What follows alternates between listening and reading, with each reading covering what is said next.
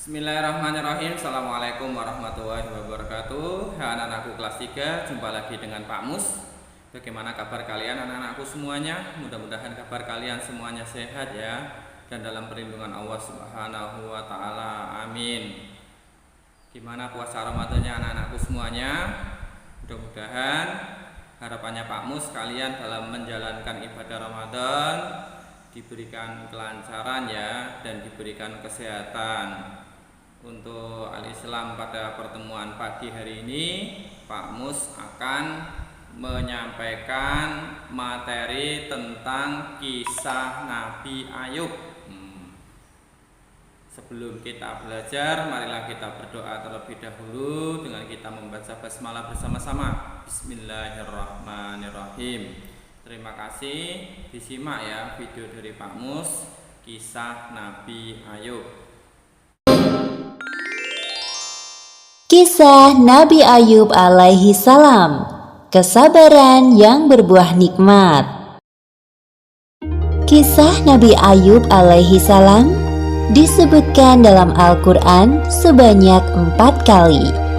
Salah satunya dalam surat Shad ayat 41 hingga 44. Dalam kisah ini kita akan menyaksikan kesabaran Nabi Ayub yang diberi cobaan oleh Allah Subhanahu wa taala berturut-turut. Kehilangan harta benda, anak-anak, dan menderita penyakit di sekujur tubuh. Nabi Ayub hidup di sebuah daerah bernama Haran di sekitar Syams bersama istri dan anak-anaknya. Ayub alaihi salam adalah seorang nabi yang sangat kaya raya di negerinya.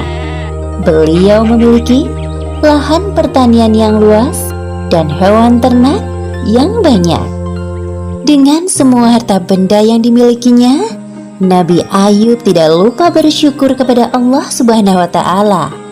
Beliau selalu mempergunakan hartanya untuk kebaikan, seperti bersedekah dan memberi pekerjaan kepada orang yang membutuhkan. 20 tahun berlalu, Allah memberi cobaan kepada Nabi Ayub.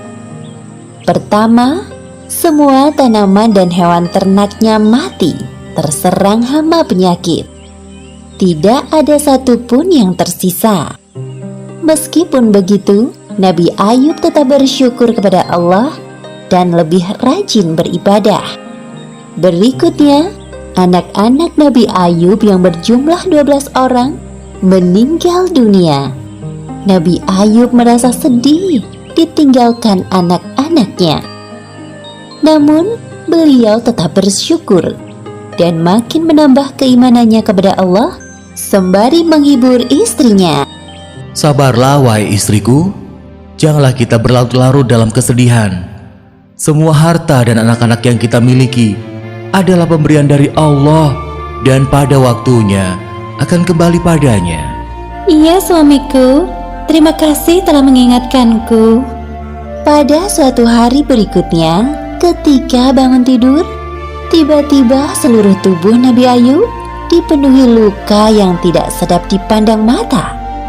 Meski begitu, beliau tetap bersyukur dan pasrah kepada Allah. Ya Allah, ya Robbi, jika ini adalah ujian darimu, aku ikhlas menerimanya dengan sepenuh hati. Hari demi hari berlalu, penyakit Nabi Ayub semakin parah, sehingga menyebabkan orang-orang di sekitarnya menjauhinya. Wahai Ayub, pergilah kau bersama istrimu dari negeri ini. Setidaknya agar kami tidak khawatir akan tertular penyakitmu. Mendengar hal itu, Nabi Ayub hanya diam dan tetap bersabar. Akhirnya, Nabi Ayub dan istrinya meninggalkan negeri itu dan tinggal di suatu tempat yang jauh dari pemukiman penduduk. 18 tahun berlalu, usia Nabi Ayub semakin bertambah lanjut dan mulai kesulitan dalam beraktivitas.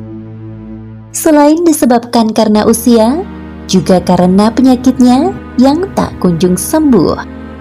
Setiap hari Nabi Ayub selalu bersabar dan berikhtiar sampai semua hartanya habis. Hal itu menyebabkan Nabi Ayub dan istrinya hidup serba kekurangan. Meskipun begitu, Rahmah, sang istri, sangat setia mendampingi beliau. Wahai suamiku, engkau adalah seorang Nabi Allah. Pastilah Allah akan mengabulkan doamu jika engkau meminta kesembuhan. Aku merasa kasihan melihatmu kesulitan dalam beribadah. Maafkan aku kalau lancang berkata seperti ini. Wahai Rahmah istriku, ingatkah kau berapa tahun kita hidup dalam kenikmatan? Kurang lebih 20 tahun, wahai suamiku. Sebenarnya aku amat malu meminta kepada Allah. Kita ini diuji kurang dari 20 tahun sudah mengeluh seperti ini. Hari demi hari, penyakit Nabi Ayub semakin parah dan mempersulitnya untuk beribadah. Ya Allah yang Maha Penyayang, ketika Engkau memberiku ujian, aku coba bersabar menerimanya. Namun, jika ujian itu mempersulit ibadahku kepadamu, maka kiranya Engkau angkat penyakitku, ya Allah. Seketika itu, terdengar suara dari langit, seperti yang disebutkan dalam Al-Quran Surat Shad ayat 42. Allah berfirman, "Hentakkanlah kakimu, inilah air yang sejuk untuk mandi dan minum." Saat mendengar suara itu, Nabi Ayub bangkit dari ranjang dan menghentakkan kakinya ke tanah. Lalu muncullah air. Kemudian ia gunakan air yang memancar itu untuk mandi dan minum. Seketika itu, hilanglah semua penyakit dari badan Nabi Ayub. Ketika itu, istri Nabi Ayub yang baru masuk ke dalam rumah kaget melihat sosok laki-laki di dalam kamar Nabi Ayub. Maaf, Anda siapa? Apakah Anda melihat seorang laki-laki yang sudah lanjut usia terbaring di atas ranjang ini?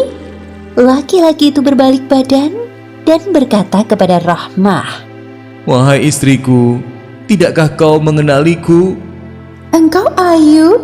Benarkah engkau suamiku Ayub? Benar, wahai istriku, aku Ayub suamimu.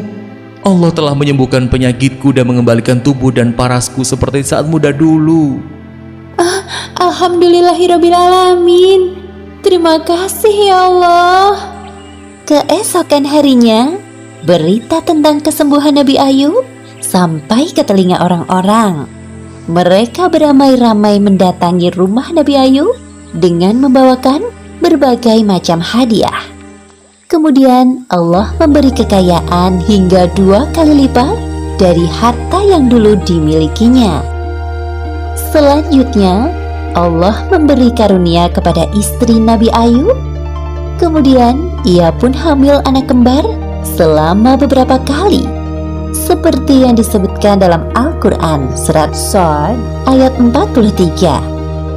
Dan kami anugerahi dia dengan mengumpulkan kembali keluarganya, dan kami lipat gandakan jumlah mereka sebagai rahmat dari kami dan pelajaran bagi orang-orang yang berpikiran sehat.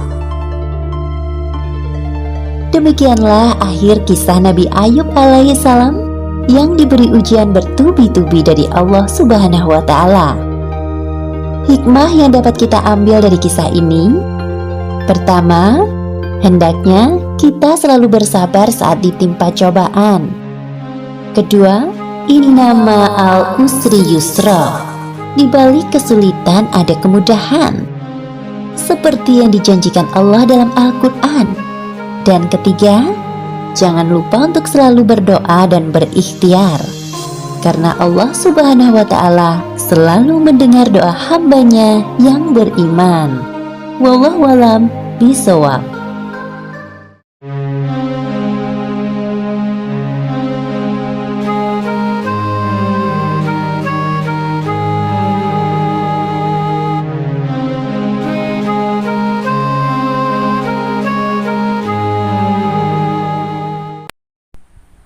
Alhamdulillah ya anak-anak ya, kita